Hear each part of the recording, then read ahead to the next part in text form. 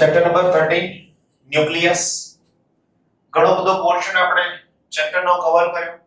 નાઉ last topic આપણી પાસે છે.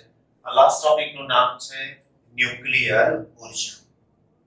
ન્યુક્લિયર ઉર્જા બેઝિકલી છે શું એનો ઓવરવ્યુ તમને આપું તો પહેલી વાત, કેટલાક હલકા તત્વો જેનો દળાંક 30 કરતા ઓછો છે, આવા તત્વો ભેગા થઈ અને ભારે તત્વ બનાવે ત્યારે ઉષ્મા ઉર્જાનું ઉત્સર્જન થાય છે. આવી પ્રક્રિયાને સંલયન એવું કીધું. કેટલાક ભારે ન્યુક્લિયસ કે જેનો દળાંક 170 210 એનાથી વધારે હોય એવા તત્વો પોતાની જાતે આપમેળે તૂટી જાય છે, ભાંગી જાય છે અને બે હલકા ઓછા દળવાળા ન્યુક્લિયસ બનાવે છે. આ પ્રક્રિયામાં પણ ઉષ્મા ઉર્જાનું ઉત્સર્જન થાય છે અને વિખંડન કહીએ છીએ. નોર્મલી એવું માનીએ છીએ આપણે કે સંલયન માટે તાપમાન ઊંચું જોઈએ, જ્યારે વિખંડન એ નીચા તાપમાને પણ શક્ય બનતી પ્રક્રિયા છે. ચેડવિક કે જેમણે ન્યુટ્રોનની શોધ કરી ત્યાર પછી એવું થયું કે આ ન્યુટ્રોનને યુરેનિયમ જેવા કોઈક ભારે પરમાણુ પર અથડાવવામાં આવે તો એમાંથી ઘણી બધી પ્રોડક્ટ્સનો મતલબ ઘણા બધા ન્યુક્લિયસ મળે છે. અને આ ન્યુક્લિયસ એ સ્થાયી હોય છે અને એ સ્થાયી ન્યુક્લિયસ જ્યારે બને છે ત્યારે ઘણી બધી વધારે ઉર્જાનો ઉત્સર્જન શક્ય બને છે. આવી પ્રક્રિયાને ન્યુક્લિયર વિખંડન પ્રક્રિયા, અને આવી પ્રક્રિયા સતત ચાલ્યા કરે તો આવી પ્રક્રિયાને નામ આપ્યું છે ન્યુક્લિયર શૃંખલા પ્રક્રિયા. ન્યુક્લિયર શૃંખલા પ્રક્રિયા. નોર્મલી એવું કહીએ છીએ કે 92 યુરેનિયમ 235 આની ઉપર 0 n 1 ન્યુટ્રોનનો મારો કરીએ તો આમાંથી ઘણી બધી નિપજ ન્યુક્લિયસ આપણને મળે છે અને દરેક વખતે અરાઉન્ડ 200 MeV જેટલી ઉર્જા મળે છે. આવી દરેક ઘટનાની અંદર 2, 3 અને 4 જેટલા નવા ન્યુટ્રોન બને છે અથવા મળે છે. આ નવા ન્યુટ્રોન પાસે પણ ઉર્જા ઘણી બધી હોય છે. હવે આ ન્યુટ્રોન એ આગળ બીજા આવા યુરેનિયમનું વિખંડન કરવા જોઈએ તો જ પ્રક્રિયા આગળ ચાલે. અને આનો ઉપયોગ ન્યુક્લિયર રિએક્ટરમાં કરવામાં આવે છે. તો ન્યુક્લિયર રિએક્ટરની અંદર આવી પ્રક્રિયામાં કેટલીક મુશ્કેલી પડે છે. એમાંની પહેલી મુશ્કેલી એ છે કે આની અંતે જે નિપજમાં મળતા 2, 3 કે 4 ન્યુટ્રોન છે એ થર્મલ ન્યુટ્રોન નથી હોતા. થર્મલનો મતલબ સંતુલિત અવસ્થામાં ઓરડાના નથી હોતા. તો શું થાય એની અંદર? તો કે આવા ન્યુટ્રોન તમારા જેવા હોય છે, લેક્ચર ભર્યા વગર ભાગી જાય. એ ટૂંકમાં થાય શું કે ન્યુટ્રોન જે નિપજમાં પડે એની પાસે ઉર્જા વધારે છે એટલે આવા યુરેનિયમ સાથે અથડાયા વગર આખા પાત્રમાંથી છટકી જાય છે. આવું ન થવા દેવું હોય તો એને ધીમા પાડવા પડે. અને ધીમા પાડવા માટે જે દ્રવ્ય વપરાય એને નામ આપીએ છીએ મોડરેટર. મોડરેટર તરીકે ભારે પાણી વાપરી શકાય, ભારે પાણી વાપરી શકાય, ગ્રેફાઇટ વાપરી શકાય, આવા દ્રવ્ય કે જે ખરેખર પોતે ન્યુટ્રોનનું શોષણ ના કરે. બાકી એવું થાય જેને અથડાય પોતે ન્યુટ્રોનનું શોષણ કરી લે તો પછી એને કામ નથી. બીજું, આ પ્રક્રિયા થાય એ દરમિયાનમાં ન્યુક્લિયર રિએક્ટરની અંદર કીધું એ પ્રમાણે એક પ્રક્રિયામાં 2, 3, 4 ન્યુટ્રોન મળે અને આને ફરીથી પાછા તમે અંદર ધકેલી દેતા હોય તો એક પ્રક્રિયામાં 3 મળે. એક ન્યુટ્રોન થી કેટલા મળ્યા? 3. આ બાકીના 3 આગળ જાય તો બીજા કેટલા બનાવે? 3, 3 અને 3 કેટલા થયા? 9. આ 9 ને પાછા મોકલો તો કેટલા થાય? તો કે 9 ગુણાકારમાં 3 27. એ 27 ને મોકલો તો કેટલા થાય? 81. આવી પ્રક્રિયા તો સતત ચાલ્યા કરે. સતત ચાલે તો વિસ્ફોટ થઈ જાય. એટલે આના માટે શું કરવું પડે? તો કે કેટલાક સ્વયં સંચાલિત સળિયા રાખવામાં આવે. આ સ્વયં સંચાલિત સળિયા કેડમિયમ ના બને, બોરોન ના બને, સ્વયં સંચાલિત. દ્રવ્યની અંદર બળતણમાં ન્યુટ્રોનનું પ્રમાણ વધી જાય એટલે દાખલ થાય. ન્યુટ્રોનને શોષી લે. શોષ્યા પછી પ્રમાણ સરખું થઈ જાય તો એ બહાર આવી જાય. ક્રિટિકલ કહેવાય સમાન પ્રમાણમાં છે. વધી જાય ન્યુટ્રોનની સંખ્યા તો સુપર ક્રિટિકલ, કંટ્રોલ ના થાય તો વિસ્ફોટ થાય. વધારે શોષાઈ જાય તો સબ ક્રિટિકલ પ્રક્રિયા બંધ પણ થઈ જાય. ત્રીજો ભાગ, આવી પ્રક્રિયામાં તંત્રનું તાપમાન, તંત્ર એટલે જે બળતણ છે, બળે છે યુરેનિયમ, ત્યાં આગળ એનું તાપમાન 10 ની 6 ઘાત 10 ની 5 ઘાત થવા જાય. બહુ ઊંચું તાપમાન, પ્રક્રિયા વિસ્ફોટ બંધ થઈ જાય.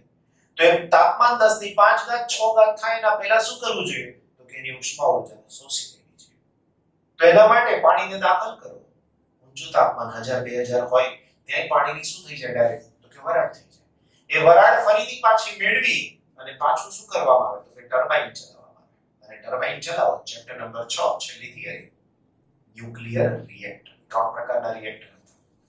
Number 1 nuclear reactor, number 2 thermal power, બરાબર છે, 3 હતું હાઇડ્રો પાવર, 3 હતા.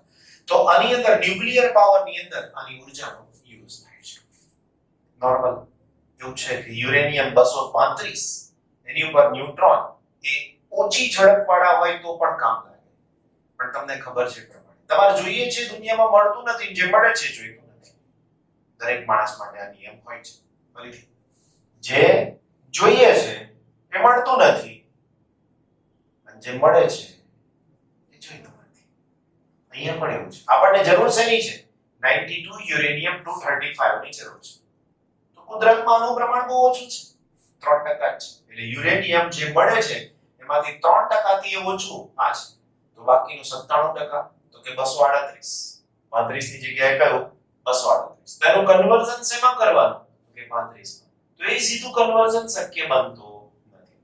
બીજી કોઈ પ્રક્રિયા કરવામાં આવે, આના જેવું બીજું કોઈ તત્વ મેળવવામાં આવે અને એનો ઉપયોગ ન્યુક્લિયર રિએક્ટરમાં થાય.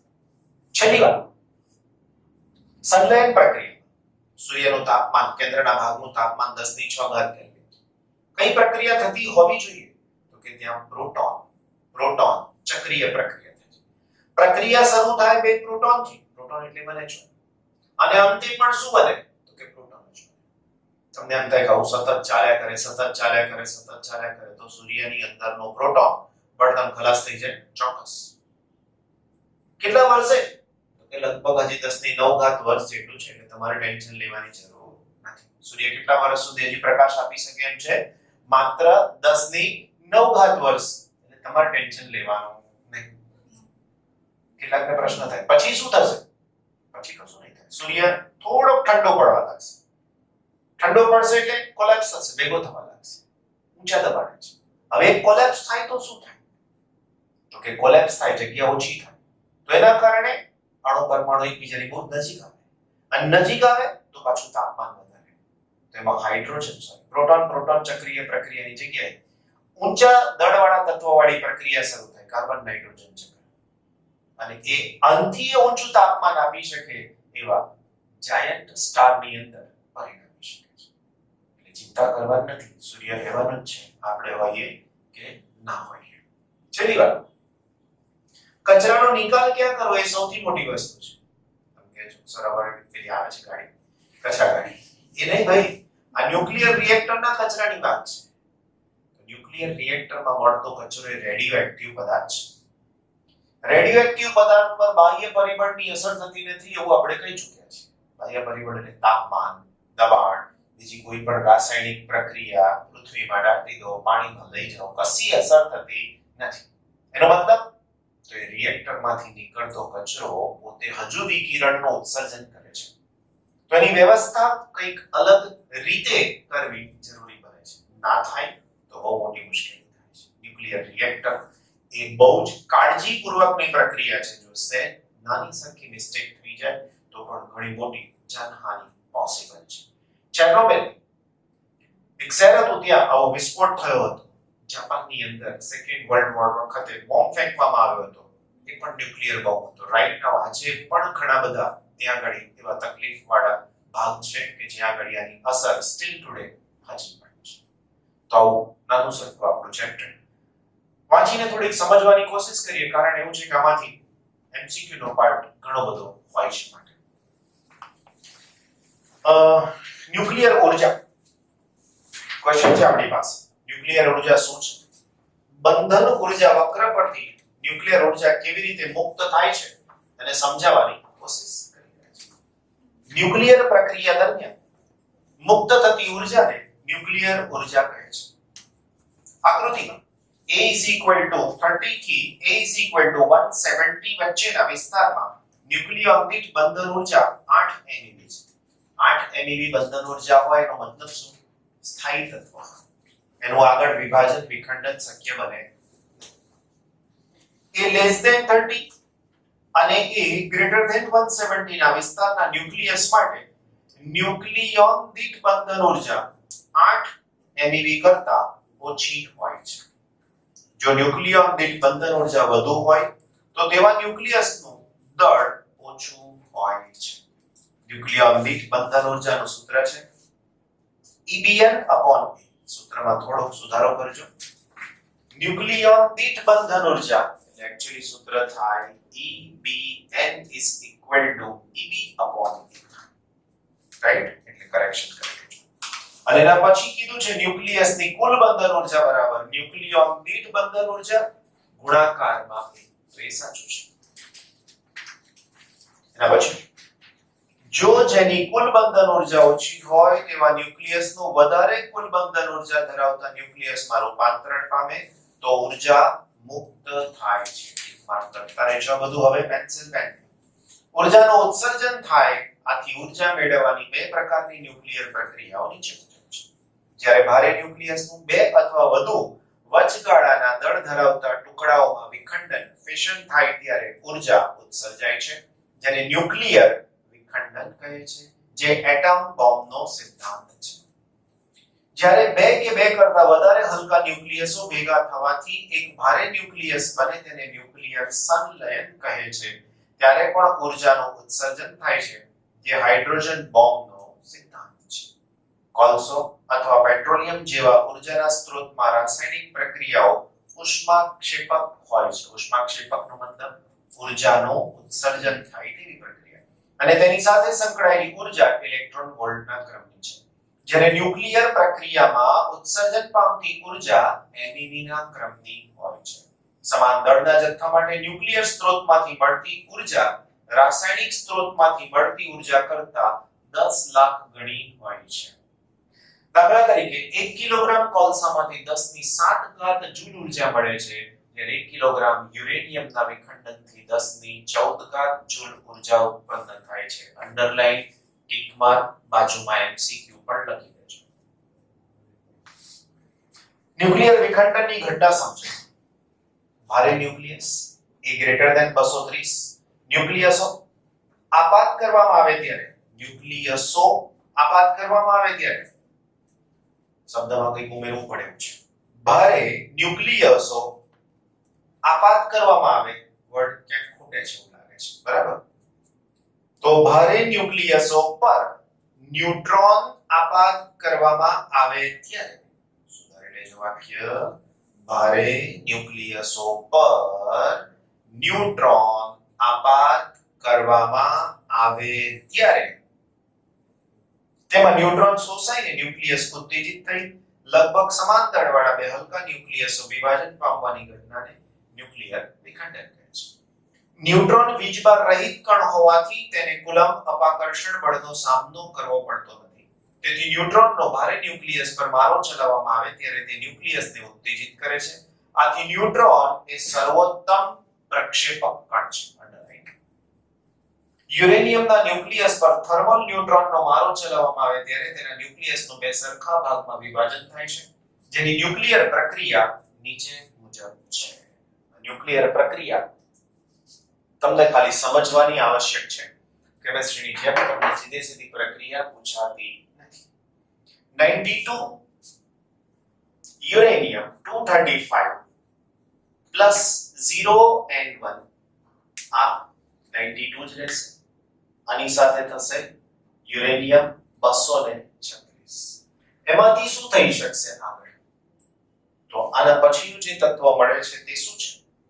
તો 56Ba 144 પ્લસ 36Kr 89 પ્લસ શું થઈ શકશે? તો કે 3 0 and 1 plus q. આમાંથી તમને શું પૂછાય પરીક્ષા? તો કે આખી પ્રક્રિયા આપી હોય, આ તત્વ ખાલી કરી દેવું હોય અને અહીંયા બ્લેન્ક. હવે તમને ખબર પડવી જોઈએ કે ક્રમાંક અને દળાંક આપણે સરખાવી શકીએ. આને તો જરૂર નથી કારણ કે આમાંથી આ બની ગયું છે. કેટલા છે? 92. કેટલા બાદ કરવાના? 56. આમાંથી આને બાદ કરો, આની પાસે તો ક્રમાંક છે એટલે ડાયરેક્ટ જે આવે અહીંયા લખો. હવે અહીંયાનું જે તત્વ છે એ ખબર ના પડે. 144 236 અને અહીંયા 3 1 એટલે 3 અને 4 7 236 માંથી 147 બાદ જે તત્વ ઓપ્શનમાં દેખાય એ મૂકી દો. તો આવા પ્રશ્ન પણ તમને પૂછાતા હોય છે. અહીંયાનું તત્વ છે 36 KR 89, રાઈટ. એના પછી બીજું છે આપણી પાસે આ ઉપરાંત વચગાળાના દળ ધરાવતા ટુકડાઓની અન્ય જોડો પણ ઉત્પન્ન કરી શકાય છે જેની ન્યુક્લિયર પ્રક્રિયા નીચે મુજબ છે.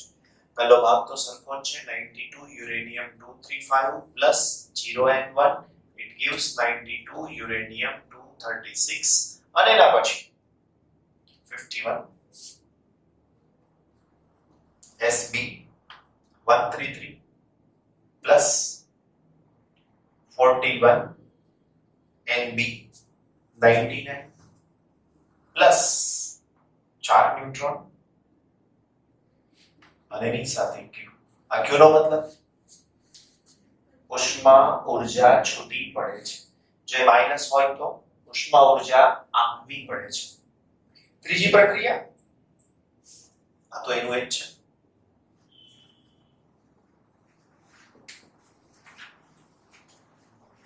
અહીંયા સુધી કોઈ ફરક આવતો 54 XE140 એની સાથે 38 SR 94 plus 2 0 and 1 plus right. તો આ ત્રણ પ્રક્રિયાઓ આની સાથે સમજાવી છે. વધુ જાણકારી માટેની પ્રક્રિયાની હાલમાં આપણને જરૂરિયાત નથી. અહીં મળતા વિખંડિત ન્યુક્લિયસો રેડિયોએક્ટિવ હોય છે. વિખંડિત એટલે આ બધા રેડિયોએક્ટિવ હોય છે. તેઓ ક્રમશઃ બીટા કણનું ઉત્સર્જન કરી અને અંતિમ સ્થાયી ન્યુક્લિયસ બનાવે છે. અહીં ઉદ્ભવતા ન્યુટ્રોન લગભગ 2 MeV ઊર્જા ધરાવે છે. અંડરલાઈન. અહીં Q ઊર્જા નું મૂલ્ય લગભગ 200 MeV છે. અંડરલાઈન. આ મુક્ત થતી વિખંડન ઊર્જા એ વિખંડન ટુકડાઓ અને ગામા કિરણોના સ્વરૂપમાં ઉત્સર્જિત થાય છે. ઊર્જા મળે કોને? તો કે આ બધા કણ આની સાથે. અને બાકીની ઊર્જા કયા સ્વરૂપે મુક્ત થાય? તો કે ગામા વિકિરણના સ્વરૂપમાં આ ઊર્જા મુક્ત થઈ શકે છે. રાઈટ.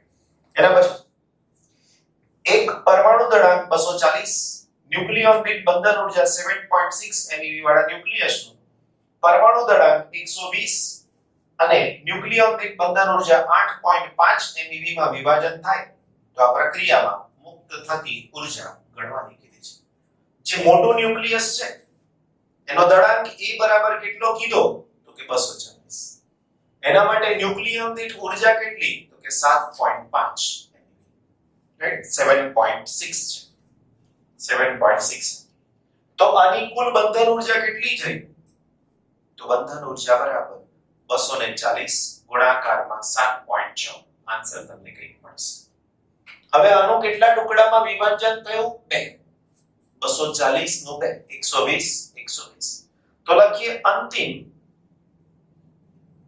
બંધન ઊર્જા બરાબર 120 એવા કેટલા થશે? તો કે 2. અને દરેકની ન્યુક્લિયોન દીઠ ઊર્જા કેટલી છે? જો 8.5. આનો જવાબ છે આવે. હવે શું કરવાનું? તો કે આ બંનેનો ડિફરન્સ આ વધારે છે આ ઓછા છે. આ ડિફરન્સ તમને કેટલો મળી શકશે? તો આન્સરમાં છે 216 MeV. 216 MeV જેટલી ઊર્જા મળી શકે છે. અને આગળ કીધું કે આવી પ્રક્રિયાઓમાં ઉદ્ભવતી ઊર્જા કેટલી છે? કીધું 200 MeV જેટલી છે. રાઈટ. આગળ છે 29. Next question. ન્યુક્લિયર શૃંખલા પ્રક્રિયા એટલે શું? તેની સફળતા માટે રહેલી મુશ્કેલીઓ જણાવી તેનું નિવારણ પણ સમજાવ્યું છે. ધીમા ન્યુટ્રોન પ્રેરિત ન્યુક્લિયર વિખંડન પ્રક્રિયામાં એક કરતા વધારે ન્યુટ્રોન મુક્ત થાય છે. પહેલું વાક્ય છે એનો આ જવાબ છે 3 4 2. આવા એક ન્યુટ્રોન આપાત કરવાથી આટલા ન્યુટ્રોન મળે છે. દર એક યુરેનિયમના ન્યુક્લિયસની વિખંડન દીઠ 2.5 ન્યુટ્રોન મુક્ત થાય છે. આ મૂલ્ય અપૂર્ણાંક હોવાનું કારણ એ છે કે કેટલાક વિખંડનમાં 2 તો કેટલાકમાં 3 ન્યુટ્રોનનું ઉત્સર્જન થાય છે. ઉત્સર્જિત વધારાના ન્યુટ્રોન વડે બીજા વધુ યુરેનિયમના ન્યુક્લિયસનું વિખંડન થઈને વધારે ન્યુટ્રોન અને વધારે ઉર્જા ઉત્પન્ન કરે છે. એર્નિકો ફર્મી આવી ઘટનાથી શૃંખલા પ્રક્રિયા શક્ય બને છે તેવું સૂચવ્યું. જો શૃંખલા પ્રક્રિયા અનિયંત્રિત હોય તો ન્યુક્લિયર બોમ્બની જેમ ધડાકાભેર ઉર્જા બહાર પડે અને વિનાશકારી સાબિત થાય. જો શૃંખલા પ્રક્રિયાને યોગ્ય રીતે નિયંત્રિત કરવામાં આવે તો આપણને સ્થાયી દરથી ઉર્જા મળતી રહે અને આ ઉર્જાનો સારા હેતુ માટે ઉપયોગ કરી શકાય, જે ન્યુક્લિયર રિએક્ટર છે. શૃંખલા પ્રક્રિયાને સ્થાયી દરથી ઉર્જા મળે તેમ સતત ચાલુ રાખવા માટે નીચે મુજબની અડચણો આવે છે, પણ તેનું નિવારણ થઈ શકે છે. નંબર 1, ન્યુક્લિયર વિખંડનમાં મુક્ત થયેલા ન્યુટ્રોન ઝડપી હોય છે, તેથી તેઓ બીજા ન્યુક્લિયસનું વિખંડન કર્યા સિવાય ભાગી છૂટે છે. એમ પણ બને કે 92 યુરેનિયમ 235 નું વિખંડન કરવામાં ધીમા ન્યુટ્રોન ઝડપી ન્યુટ્રોન કરતા વધુ અસરકારક છે. અંડરલાઈન કરો આવા વાક્યો, જાતે જ સમજાવવા જોઈએ કે કંઈક નવું મળ્યું છે આની અંદર, રાઈટ? આ માટે ન્યુક્લિયર રિએક્ટરની દિવાલ અંતર્ગોળ અને ન્યુટ્રોન પરાવર્તક કરાવી શકે તેવા દ્રવ્યમાંથી બનાવેલી હોય છે. 92 યુરેનિયમ 235 ના વિખંડનની પ્રક્રિયામાં ઉદ્ભવેલા ન્યુટ્રોન ઝડપી હોય છે. તેની ઉર્જા 2 MeV હોય છે. જો ન્યુટ્રોનને ધીમા પાડવામાં ન આવે તો બીજા યુરેનિયમના ન્યુક્લિયસનું વિખંડન કર્યા સિવાય બહાર નીકળી જાય છે. વિખંડનશીલ દ્રવ્યનો જથ્થો ખૂબ વધારે જથ્થો રાખવામાં આવેલ હોય તો ન્યુક્લિયર શૃંખલા પ્રક્રિયા ચાલુ રહી શકે, પણ આવા દ્રવ્યનો મોટો જથ્થો વાપરવો પોસાય તેમ નથી. તેથી ઉદ્ભવેલા ન્યુટ્રોન ધીમા પાડવા જરૂરી છે. ઝડપી ન્યુટ્રોનને હલકા ન્યુક્લિયસ સાથે સ્થિતિસ્થાપક પ્રકીર્ણન કરાવીને ધીમા પાડી શકાય છે. અંડરલાઈન કરજો, સ્થિતિસ્થાપક પ્રકીર્ણન. જે ચેડવિકે પ્રયોગો પરથી દર્શાવ્યું હતું કે હાઇડ્રોજન સાથેના સ્થિતિસ્થાપક સંઘાતમાં ન્યુટ્રોન લગભગ સ્થિર થાય છે અને હાઇડ્રોજનનો ન્યુક્લિયસ કે જેમાં પ્રોટોન હોય છે તેને ઉર્જા મળે છે અને ન્યુટ્રોન ધીમા પડે છે. ન્યુટ્રોનને ધીમા પાડનારને મોડરેટર કહેવાય છે. અંડરલાઈન શબ્દને. અને રિએક્ટરમાં મોડરેટર તરીકે ભારે પાણી B2O અથવા તો ગ્રેફાઇટ વપરાય છે. પહેલી મુશ્કેલી અને એનું નિવારણ. બીજી મુશ્કેલી, શૃંખલા વિખંડન પ્રક્રિયામાં કોઈ એક પેઢીના ન્યુક્લિયસ વડે ઉપજાવેલા વિખંડનની સંખ્યા તેની અગાઉની પેઢીમાં ઉપજેલા વિખંડનની સંખ્યાના ગુણોત્તર અંક કહે છે. મતલબ એક પેઢી એટલે આ, બીજી પેઢી એટલે આ. આની સાથેનો ગુણોત્તર કે મલ્ટીપ્લિકેશન ફેક્ટર, ગુજરાતી શબ્દ ગુણક અંક કહેવાય છે. આ પહેલી પેઢીનો ન્યુટ્રોન આમાંથી ઉત્સર્જિત એટલે બીજી પેઢીનો ન્યુટ્રોન આની સાથે આનો ગુણોત્તર લેવામાં આવે કે કહેવાય 3/1. વાલાઓ 3 એટલે આપણી સાદી ભાષામાં કહીએ તો તમારી વાતમાં ઉત્સર્જિત ન્યુટ્રોન અને 1 એટલે આપાત ન્યુટ્રોન. 3 એટલે ઉત્સર્જિત અને 1 એટલે આપાત. આ કેનો જવાબ કેટલો થયો? જો આવું ચાલુ રહે તો બોમ્બ વિસ્ફોટ થાય. ખરેખર શું થવું જોઈએ? તો કે K = 8 તો પ્રક્રિયા શાંતિથી ચાલે. જો આવું થાય તો પ્રક્રિયા બંધ થઈ જાય. રાઈટ? એના માટે શું કરવું જોઈએ સમજાઈ દીધું મેં તમને. જો K સંકેતથી દર્શાવાય છે, જેને રિએક્ટરમાં ન્યુટ્રોનના વૃદ્ધિ દરનું માપ આપે છે. શૃંખલા પ્રક્રિયા માટે ગુણાંક K નું મૂલ્ય 1 હોવું જોઈએ. તો તે રિએક્ટર ક્રિટિકલ થયાનું કહેવાય છે. ગુણકાંકનું મૂલ્ય 1 કરતા વધી જાય તો રિએક્ટર સુપર ક્રિટિકલ બની જાય છે. અંડરલાઈન જેથી વિખંડનની પ્રક્રિયા ઝડપી અને રિએક્ટરનો પાવર ચરઘાતાંકીય રીતે વધી જાય છે અને વિસ્ફોટક એટલે ધડાકો થવાથી વિખંડનશીલ દ્રવ્ય નાશ પામે છે. ચરઘાતાંકીય વધારો. ચરઘાતાંકીય એટલે નોર્મલ વધારો હોય તો 1 2 3 4 આ નોર્મલ વધારો કહેવાય. ચરઘાતાંકીય એટલે 1 આપાત થયો 3 મળ્યા, 3 આપાત થયા 9 મળ્યા, 9 આપાત થયા 27. વધારો નિયમિત નથી એટલે કયો શબ્દ વાપરે? ચરઘાતાંકીય. જો ગુણકાંક k નું મૂલ્ય 1 કરતા ઓછું હોય k less than 1 તો રિએક્ટર સબક્રિટિકલ બની જાય છે. તેથી વિખંડનની પ્રક્રિયા ધીમી થાય અને રિએક્ટરનો પાવર ચરઘાતાંકીય રીતે ઘટી જાય અને અંતમાં રિએક્ટરમાં વિખંડનની પ્રક્રિયા બંધ થઈ જાય છે. રિએક્ટરમાં ગુણકાંક k નું મૂલ્ય 1 જેટલું રહે તે માટે ન્યુટ્રોનનું શોષણ કરે તેવા અંડરલાઈન કેડમિયમ અને બોરોનના સળિયાઓને રિએક્ટરમાં વધુ લંબાઈ કે ઓછી લંબાઈ સુધી રહે તેમ સ્વયં સંચાલિત રાખવામાં આવેલું હોય છે. કે ગ્રેટર ધેન 1 હોય તો આ સળિયાઓ રિએક્ટરમાં વધુ લંબાઈ સુધી બહાર આવે છે અને કે લેસ ધેન 1 હોય તો આ સળિયાઓ રિએક્ટરમાં વધુ લંબાઈ સુધી દાખલ થાય છે. રાઈટ? આમ જે સળિયાઓ ગુણકાંક k નું નિયંત્રણ કરતા હોવાથી તેને નિયંત્રક સળિયા પણ કહે છે. ત્રીજી મુશ્કેલી રિએક્ટરમાં શૃંખલા પ્રક્રિયાને કારણે પુષ્કળ ઉષ્મા ઉત્પન્ન થાય છે. 10⁶ કેલ્વિન તાપમાન છે. તેમાં વપરાતા મોડરેટર વિખંડનશીલ દ્રવ્ય રિએક્ટરને ઠંડા પાડવા જરૂરી છે. ઠંડા પાડવા માટે વપરાતા દ્રવ્યને શીતક કહે છે. શીતક તરીકે રિએક્ટરમાં વાયુ, પ્રવાહી, સોડિયમ ધાતુને લોખંડની નળીઓમાંથી ઝડપથી પસાર કરવામાં આવે છે. કુદરતી રીતે ઓકે 3 મુશ્કેલી થઈ, 3 નું નિવારણ. હવે ચોથી મુશ્કેલી કોની છે? યુરેનિયમ 235. કુદરતી રીતે મળતા યુરેનિયમમાં વધુ પ્રમાણમાં રહેલો સમસ્થાનિક 92 યુરેનિયમ 238 એ વિખંડનીય નથી. વિખંડનીય નથી એનો મતલબ આની જેવી પ્રક્રિયા થાય નહીં એટલે વિખંડન થઈ શકતું નથી.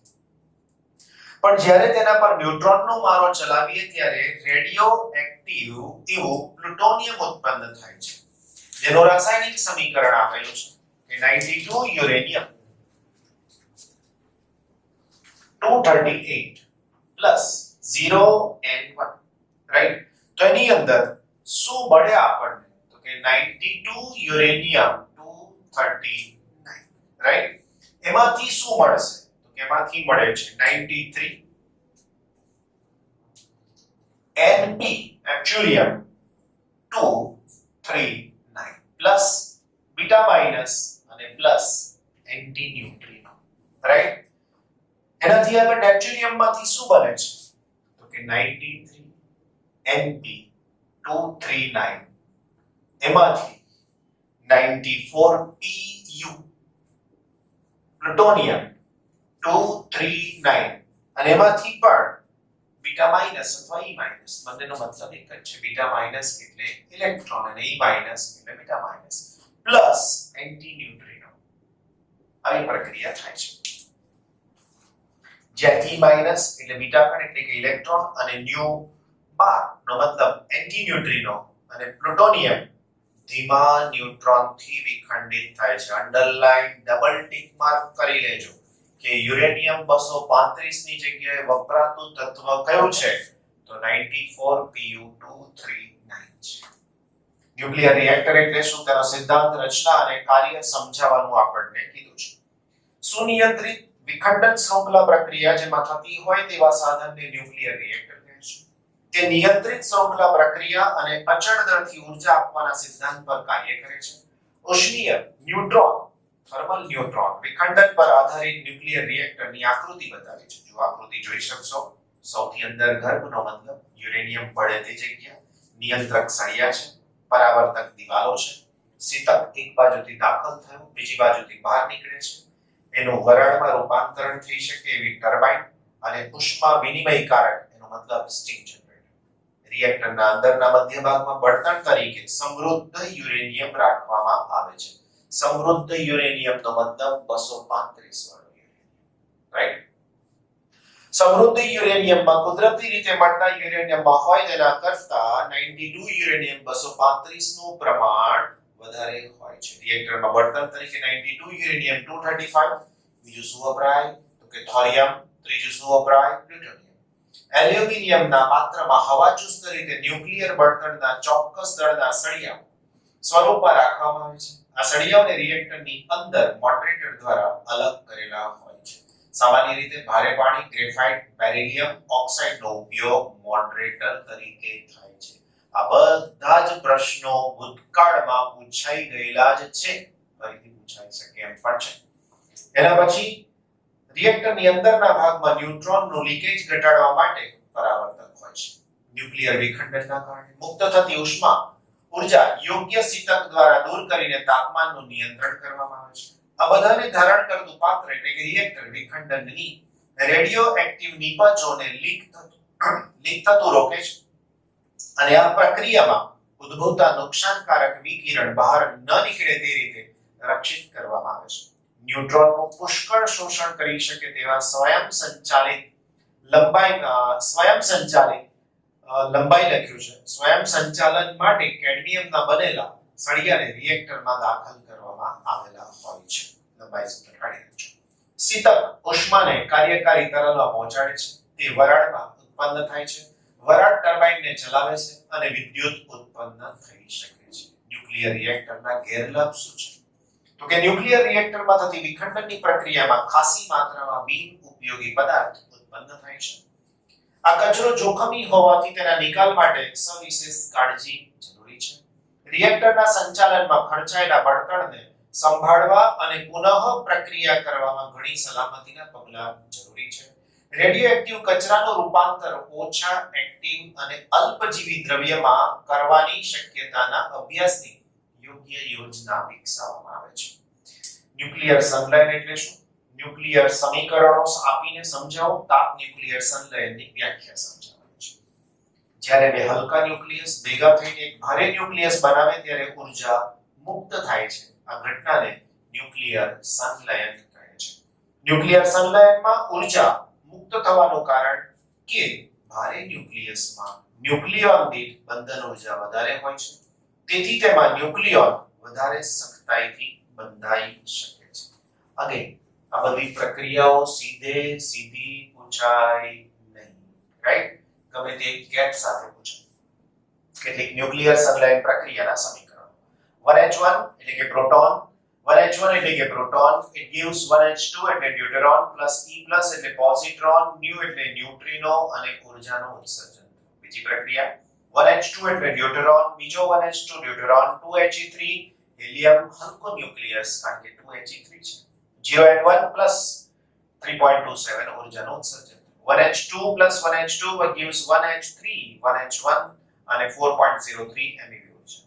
સંલયન થવા માટે બે ન્યુક્લિયસ એકબીજાથી એટલા નજીક હોવા જોઈએ કે જેથી તેમના પર લઘુઆંતરીય આકર્ષી ન્યુક્લિયર બળ અસર કરી શકે. અંડરલાઈન કરજો. જો કે બંને ન્યુક્લિયસો ધન વિદ્યુત ભારિત હોવાથી કુલંબ અપાકર્ષણ પણ અનુભવે છે. આ કુલંબ અપાકર્ષણ રૂપી દિવાલની ઊંચાઈને ઓળંગવા માટે બે હાઇડ્રોજન વાયુમાં રહેલા બે પ્રોટોનને જરૂરી ઊર્જા 400 કિલો ઇલેક્ટ્રોન વોલ્ટ છે ના તાપમાનથી મળે છે. આ તાપમાન નીચે મુજબ શોધી શકાય. સૂત્ર છે આપણી પાસે 1/2 mv² is equal to 3/2 keV. આ ઊર્જા કેટલી કીધી તો કે 400 keV. 400 keV નો મતલબ 400 કિલો એટલે 10 ની 3 ઘાત. eV નો મતલબ 1.6 10⁻⁻⁹. એના બરાબર શું લખવાનું તો કે 3/2 keV. મારે શું જોઈએ છે તો કે તાપમાન જોઈએ છે ને આ ઊર્જા આટલી છે 400 1.6 10 ની ઘાતમાં અહીંયા થઈ જશે 16, રાઈટ? T જોઈએ છે તો 400 1.6 3 ઉપર 10 ની ઘાત 16 સોરી 2 ઉપર જશે, રાઈટ? 3 નીચે આવશે અને kb વાલાઓ kb એટલે વોલ્ટ્સમાં નો અચળાંક અને એની વેલ્યુ છે 1.38 10⁻23. તાપમાન તમે શોધી શકો છો ગણતરી કરીને. તાપમાન આપ્યું છે તમને 3 × 10⁹. જ્યારે હાઇડ્રોજન વાયુના બે પ્રોટોન વચ્ચે લાગતા કુલંબ અપાકર્ષી રૂપી દિવાલને ઓળંગી જવા માટે તાપમાન વધારીને તેમનું સંલયન કરવામાં આવે ત્યારે તે પ્રક્રિયાને તાપ ન્યુક્લિયર સંલયન કહે છે. સૂર્ય અને તારાઓમાં ઊર્જાના સ્ત્રોત તરીકે તાપ ન્યુક્લિયર સંલયન પ્રક્રિયા સમજાવો. તાપ ન્યુક્લિયર સંલયન એ સૂર્ય અને તારાઓના અંદરના ભાગમાં ઉદ્ભવતી ઊર્જાનો સ્ત્રોત છે. સૂર્યના અંદરના ભાગનું તાપમાન 1.5 કેલ્વિન છે, જે કણોના સંલયન માટે અંદાજિત તાપમાન કરતા ઓછું છે. સમજો, આનાથી વધારે તાપમાન જોઈએ. સૂર્યમાં સંલયન પ્રક્રિયા માટે પ્રોટોનની ઊર્જા સરેરાશ ઊર્જા કરતા વધારે હોવી જરૂરી છે. સૂર્યમાં થતી સંલયન પ્રક્રિયા ઘણા તબક્કામાં થતી પ્રક્રિયા છે. સંલયન પ્રક્રિયા નીચે મુજબની બે ચક્ર એટલે સાયકલમાં થાય છે. નંબર 1 પ્રોટોન પ્રોટોન ચક્ર અને બીજું છે કાર્બન નાઇટ્રોજન ચક્ર. સૂર્યમાં બળતણ તરીકે તેના ગર્ભ ભાગમાં રહેલો હાઇડ્રોજન અને હાઇડ્રોજન દહન પામીને હિલિયમ બનાવે છે. આ પ્રક્રિયાને નામ આપ્યું છે પ્રોટોન પ્રોટોન ચક્ર. નીચેની પ્રક્રિયાઓનો સમૂહ તે રજૂ કરે છે. પહેલી પ્રક્રિયા 1H1 + 1H1 gives 1H2 + E + mu 0.42 Mv. જેમાં બે હાઇડ્રોજન સંયોજક ડ્યુટરોન પોઝિટ્રોન અને ન્યુટ્રોન ઉત્પન્ન કરે છે અને 0.42 MeV જેટલી ઊર્જા ઉત્પન્ન થાય છે. E++ E- gives gamma + gamma + 1.02 MeV. Tick mark double triple જેટલું કરવું એ કરી લેજો. ઘણી બધી વખત આ પ્રક્રિયા ઇવન JEE લેવલમાં પણ ભૂતકાળમાં પૂછાઈ હતી. જેમાં પોઝિટ્રોન અને ઇલેક્ટ્રોનના સંયોજનથી બે ગામા વિકિરણનું ઉત્સર્જન થાય છે અને 1.02 જેટલી ઊર્જા ઉત્પન્ન થાય છે. 1H2 + 1H1 gives 2He3 + gamma + 5.49 MeV. જેમાં ડ્યુટરોન હાઇડ્રોજન સાથે સંયોજાઈ હલકો હિલિયમ અને ગામા વિકિરણ ઉત્પન્ન થાય છે અને 5.49 MeV જેટલી ઊર્જા ઉત્પન્ન થાય છે. ચલો 2He3 + 2He3 તો 2He3 બે વાર આવ્યા. એનો મતલબ કે ઉપરની ત્રણે ત્રણ પ્રક્રિયા બે વાર થવી જોઈએ. 2He3 + 2He3 gives 2He4 + 1H1 + 1H1. જો પ્રોટોન પ્રોટોન થી શરૂ થાય પાછા પ્રોટોન પ્રોટોન 12.86 MeV. જેમાં બે હલકા ન્યુક્લિયસોમાં સંયોજાઈ હિલિયમનો ન્યુક્લિયસ અને બે હાઇડ્રોજન એટલે કે બે પ્રોટોન ઉત્પન્ન થાય છે તથા 12.86 MeV જેટલી ઊર્જાનું ઉત્સર્જન થાય છે. ચોથી પ્રક્રિયા થવા માટે શરૂઆતની ત્રણ પ્રક્રિયાઓ બે વાર થવી જોઈએ. આમ 2 * 1 2 * 2 2 * 3 1 * 4 એનો મતલબ પહેલી બીજી ત્રીજી પ્રક્રિયા બે વાર થવી જોઈએ. 4 1H1 gives 2 electron minus gives 2He4 + 2 nu + 6 gamma + 26.7. Tick mark કરજો વાલાઓ. આ બધી જ પ્રક્રિયાઓ તમને fill in the blanks માં પૂછાયેલી છે.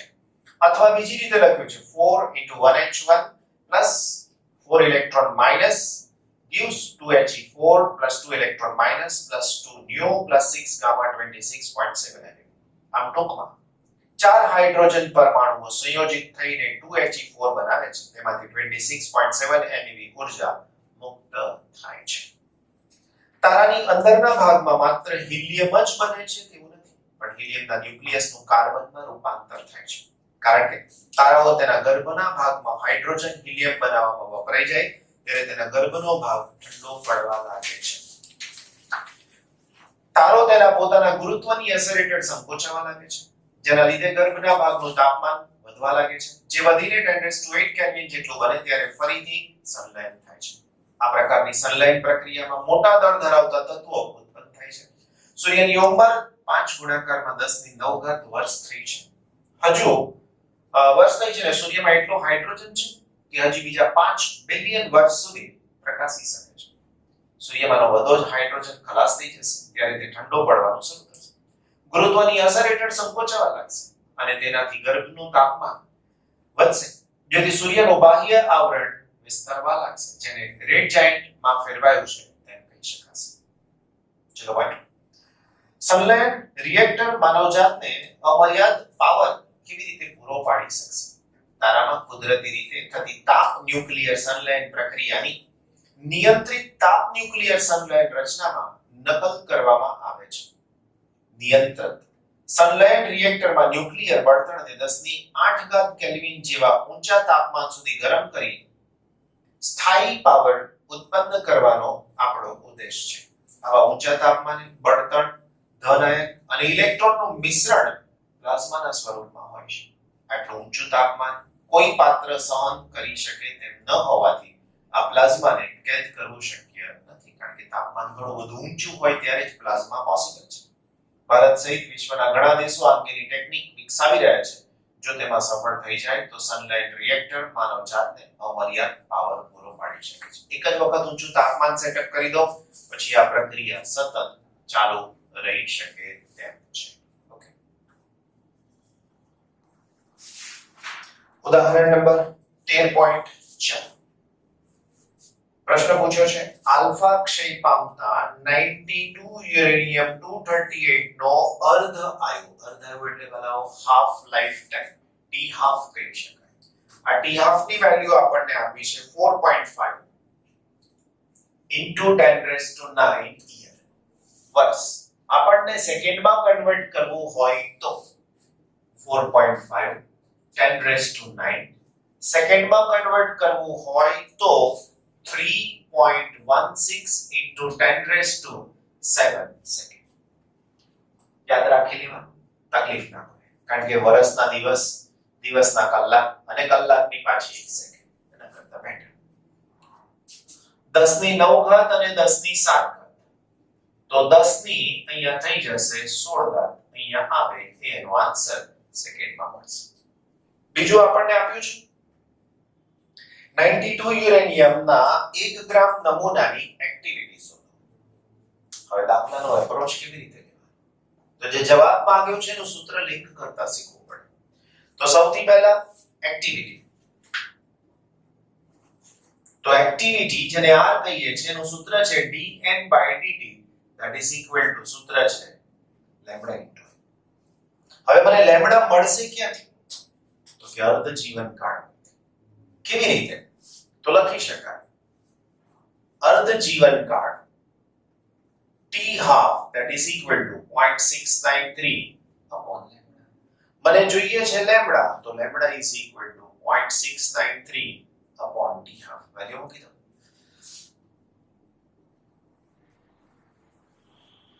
હવે મને શોધવાનું શું રહ્યું?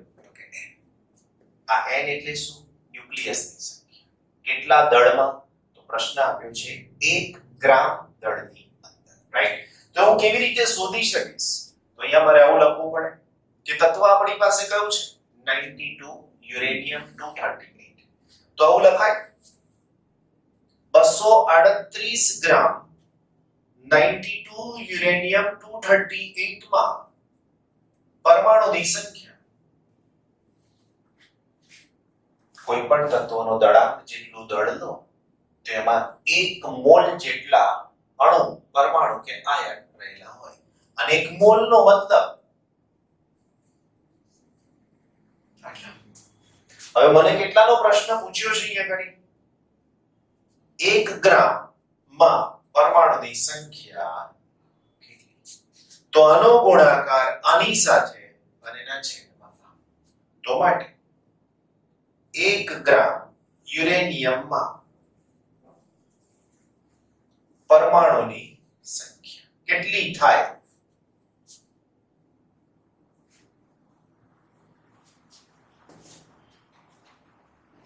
બસ આ કિંમત અહીંયા મૂકી દો.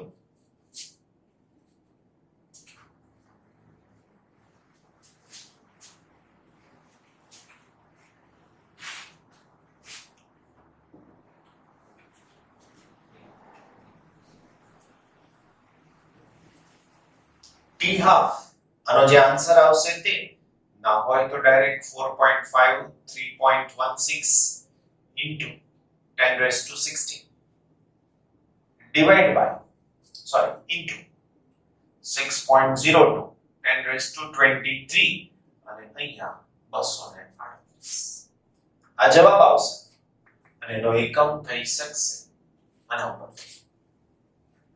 n એટલે સંખ્યા છે શેની? વિભાજનની. છેદમાં શું છે? સમય. તો એનો એકમ થાય વિભાજન પ્રતિ સેકન્ડ. વિભાજન પ્રતિ સેકન્ડ નું બીજું નામ BQ. BQ નો મતલબ બેક બેરલ એવું પણ તમે કહી શકો છો.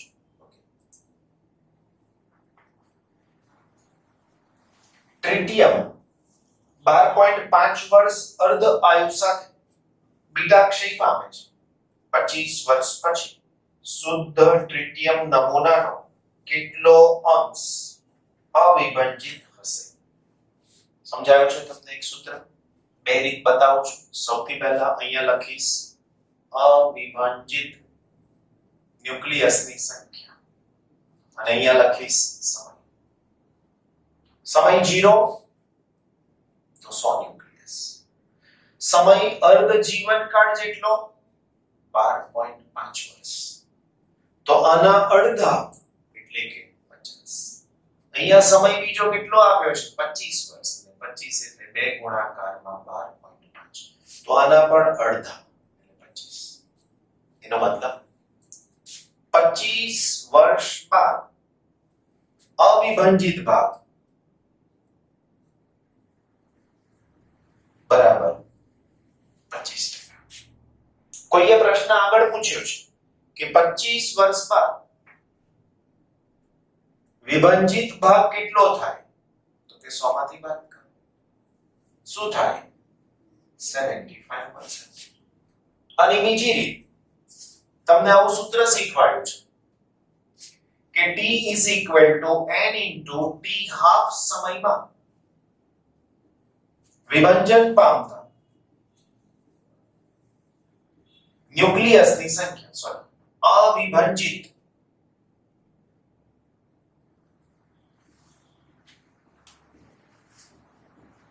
ન્યુક્લિયસની સંખ્યા બરાબર n is equal to n0 upon 2 raised to n. હવે તમે આ સમયને કેટલો બનાવ્યો? 25 વર્ષ is equal to આ n મને શોધવા છે અને આ કેટલા છે? તો કે 12.5. આ છે 12.5 અને આ છે 25 માટે n is equal to થઈ ગયું. હવે જ કિંમત હું અહીંયા મૂકી દઉં.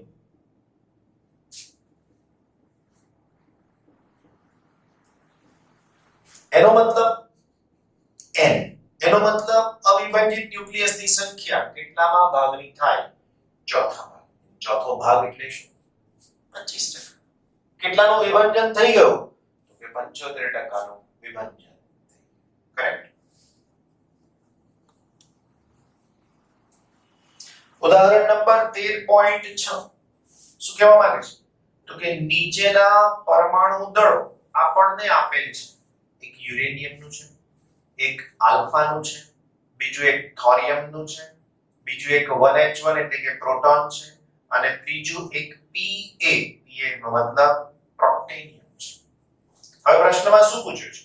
તો કે 92 યુરેનિયમ 238 ના આલ્ફા ક્ષય દરમિયાન વિમુક્ત થતી ઊર્જા એટલે કે છૂટી પડતી ઊર્જા શોધો. હું સૂત્ર લખું 92 યુરેનિયમ 238 કોનું ઉત્સર્જન થાય છે? તો કે આલ્ફા કણ. આલ્ફા કણ એટલે 2He4 92 માંથી 2 એટલે 90 થોરિયમ અહીંયા થશે 240. વિમુક્ત થતી ઊર્જાનું સૂત્ર અથવા તો છૂટી પડતી ઊર્જા એનું સૂત્ર સાદું. Q is equal to mass of uranium minus mass of thorium plus mass of alpha. alpha ના લખવું હોય તો તમે અહીંયા He પણ લખી શકો છો. અને આ જે જવાબ આવે એની સાથે તમારે ડાયરેક્ટ 931.5 વડે ગુણી નાખો એટલે આખો આન્સર એની રાઈટ. હવે તમને દળ સહિત બધું જ આપી દીધું છે.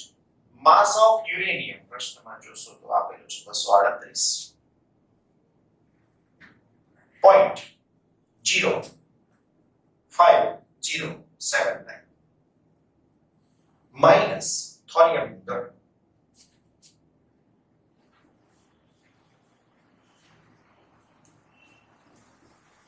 પ્લસ આલ્ફા નો દળ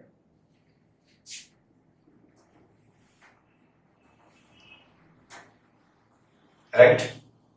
અને આની સાથે 931.5 નો ક્લિયર એટલે સુધી. કેલ્ક્યુલેટર થી આ બંનેનો સરવાળો કરવાનો.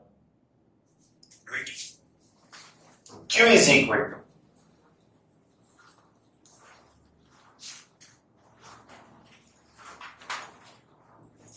આ બંનેનો સરવાળો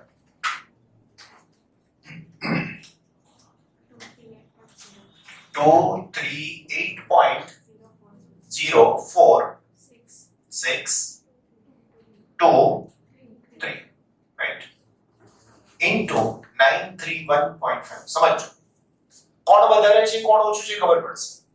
આ તો બંનેમાં સરખા જ છે. અહીંયા 4 છે અને અહીંયા 5 છે. ધેટ મીન્સ આ વધારે છે આ ઓછું છે. તમે આની આ સંખ્યા રાખો ને આને બાદ કરશો તોય વાંધો નથી. બાદબાકી ધન જ આવશે. બરાબર? ઓકે. બોલો શું આવે છે આન્સર બાદબાકી? 0.0456 0.00 okay 0.004566 okay into 931.5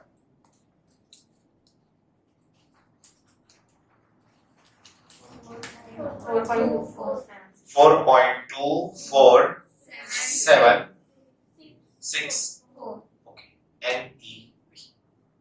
આ ઊર્જા ધન મળી એટલે Q greater than 0. Q greater than 0 નો મતલબ પ્રક્રિયા આપ મેળે શક્ય છે. રાઈટ? બીજી પ્રક્રિયામાં કીધું છે 92 યુરેનિયમ 238 સ્વતઃ પ્રોટોનનું ઉત્સર્જન કરી શકે નહીં તેમ દર્શાવો. 92 યુરેનિયમ 238 કોનો ઉત્સર્જન કરવાની વાત આવી વાલાઓ? પ્રોટોન. પ્રોટોનનો મતલબ 1H1 92 1 એટલે અહીંયા 91 અહીંયા 237 કયું તત્વ ખબર ના પડે એવું નહીં વિચારવાનું. પ્રશ્નમાં જોઈ લો દળ આપેલું છે Ba. રાઈટ? થઈ ગયું? ગણતરી તમારી જાતે કરવાની. આના માટે સ્ટેપ લખી આપું છું. શું થઈ શકશે? તો કે Q is equal to mass of uranium minus mass of Pa plus mass of proton into 931.5. હવે થશે શું ખ્યાલ આવે તમને? પ્રોસેસ બિલકુલ આના જેવી જ જવા દેવાની. પણ અહીંયા આ વધારે હતું, અહીંયા આ ઓછું છે. તો તમે જ્યારે આ દાખલાને અહીંયાથી આગળ વધારશો તો છેલ્લે આ ઓછું અને આ વધારે. આ ઓછું ના વધારે આની અંદર મળશે તો છેલ્લે આ બાદબાકી ઋણ આવશે.